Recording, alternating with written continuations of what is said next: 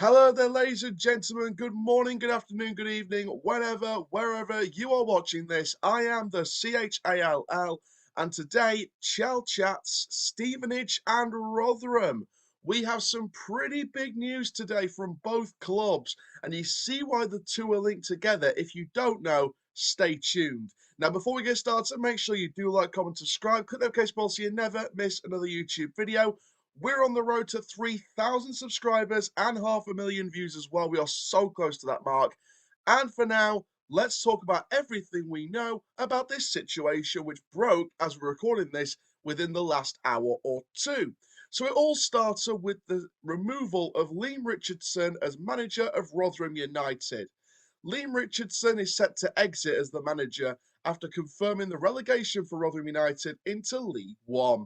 However, that is not where we end the story today. In fact, it only just begun, because not too long after that announcement, it was announced that Steve Evans, the Stevenage manager, who just missed out on a League One playoff spot with Stevenage, will be taking over effective immediately at the New York Stadium in Rotherham, which means Stevenage will be on the hunt for their next manager for next season. So let's go through all the details as they unfolded. So here's a bit more details, first of all, on the exit of both Leam Richardson and Rob Kelly.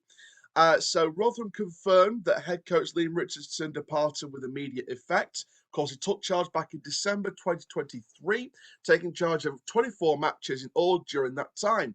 His assistant head coach Rob Kelly has also left, and the search was underway for a new first-team manager, with further communication to follow in due course. However, we knew straight away after that things were never going to be the same in League One again, as not too long after that announcement, Steve Evans will be coming back as the club's new first-team manager, signing contracts which will run until 2027, along with his assistant Paul Rayner, who's also left Stevenage. Talks with Steve, Paul and their representatives were opened upon permission being granted by Stevenage, and the swift nature in which they were concluded outlines the desire of the club, Steve and Paul, to make the move happen, according to Rotherham United's official statement on their website. So here's some knowledge then on Steve Evans' previous history with Rotherham United, along with Paul Rayner. They led the club to back-to-back promotions from League Two to the Championship between 2012 and 2014. They'll meet with the squad and staff on Thursday and are preparing for their first game back in charge against Birmingham City on Saturday. Conversations held at board level were unanimously in agreement that change was necessary to ensure the continued progression of the football club. Now, what about the Stevenage side of the deal? What has Stevenage said on the matter? Well, this is something from their club statement on their website. Following the official approach and compensation being met, Evans departs Stevenage after just 2 years over at the club, taking Stevenage from League Two to the top half of League One. Of course, leading Stevenage promotion to League One last season, overseeing a playoff chasing campaign this season, with the side currently sitting in ninth.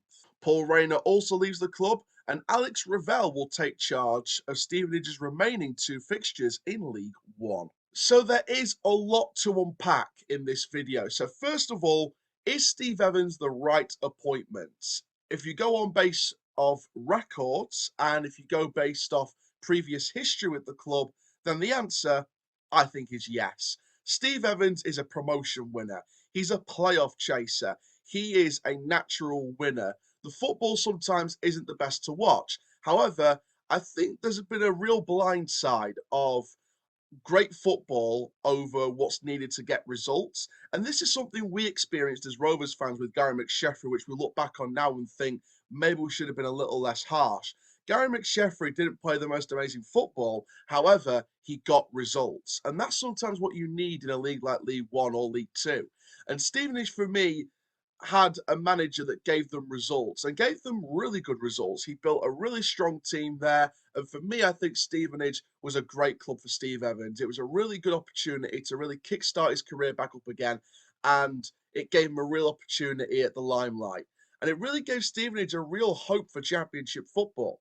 Now Rotherham United have got Steve Evans back, and Steve Evans will have the opportunity to work with, in my personal opinion, bigger budgets and also maybe even bigger resources than Stevenage. No disrespect to Stevenage, but Stevenage have invested quite a bit of money since Steve Evans has been in charge, and Stevenage has to be given tremendous respect for the amount of money invested, for the amount of time they invested in Steve Evans, and also the squad that they've built from their promotion in League Two to the top half of League One this season.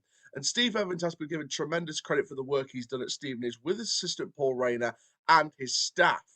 So what will happen now? Steve Evans will be taking charge of his first game against for the Rotherham side against Birmingham, whereas Stevenage will have Alex Ravel in charge for their remaining two fixtures in League One.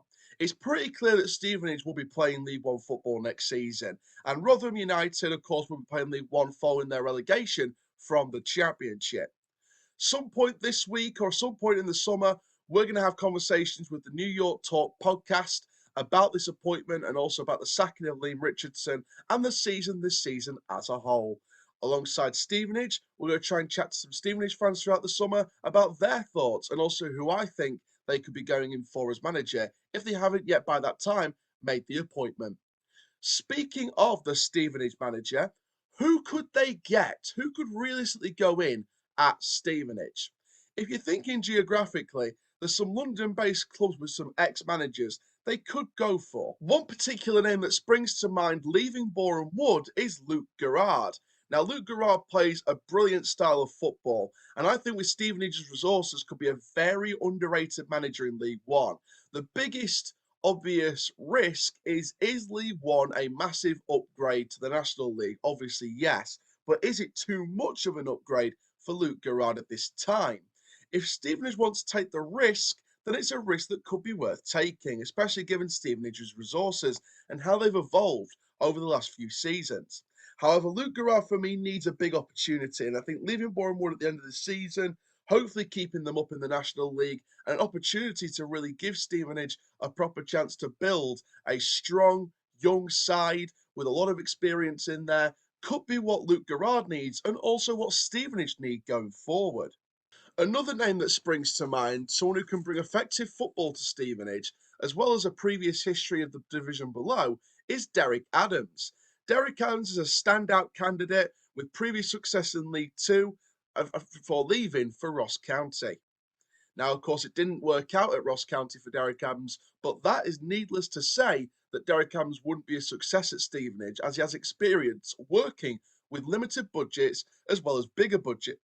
So Stevenage would be a decent fit for Derek Adams.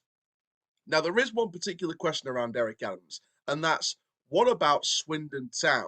Because the big rumour is Swindon Town could end up getting Derek Adams after he was appeared to have been seen at the last couple of matches for the Swindon Town Football Club. Now, Derek Adams for me would be a decent appointment for Stevenage and someone who I think should have a shot at League One, especially with his previous success in League Two. And for me, Derek Adams again could build a pretty strong Stevenage side with the resources he'll have available to him, as well as building a decent amount of staff around him to create a successful period at the football club. Now, here's another name that's achieved tremendous success at Barnet that could do well at Stevenage, and that is Dean Brennan. He's built a fantastic Barnet team, challenging for promotion back to the Football League this season, and also a team that was challenging last season also. With the resources at Barnet, I think Brennan's built a tremendous squad. And with even bigger resources at Stevenage, I feel like that Dean Brennan could be a risk worth taking in League One, and someone who I think should be given a worthwhile chance to build a proper side. Now, of course, he's played for Cambridge City, has links to the London area, and for me, Brennan would be a wonderful appointment for the club.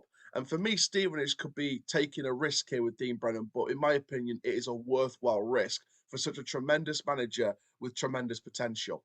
And finally, for Stevenage, here's another name or a final name that I think could be a wonderful fit.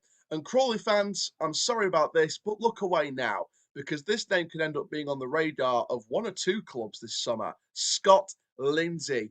He built a tremendous Crawley side this season, fighting amongst the playoff bunch in League Two with what some people were calling a National League South squad. Now, Scott Lindsay, for me, plays tremendous football, and Crawley plays some really good attacking football. And for me, Scott Lindsay would build a really good Stevenage side with just as big resources. And for me, Lindsay would be a tremendous appointment for Stevenage. So there's just a few names there for Stevenage as to who they could appoint. There's some risks in there. There's some experience in there. Lindsay and Adams strike out. Dean Brennan obviously strikes out. But what do you think? Who do you think Stevenage could appoint next? Comment down below your thoughts and opinions, and we'll reply to every single comment. For now, that is going to be the end of this video. Thank you very, very much. I am the CHALL. Rotherham fans and Stevenage fans, please comment down below your thoughts. And for now, ta-ra, and that's full time.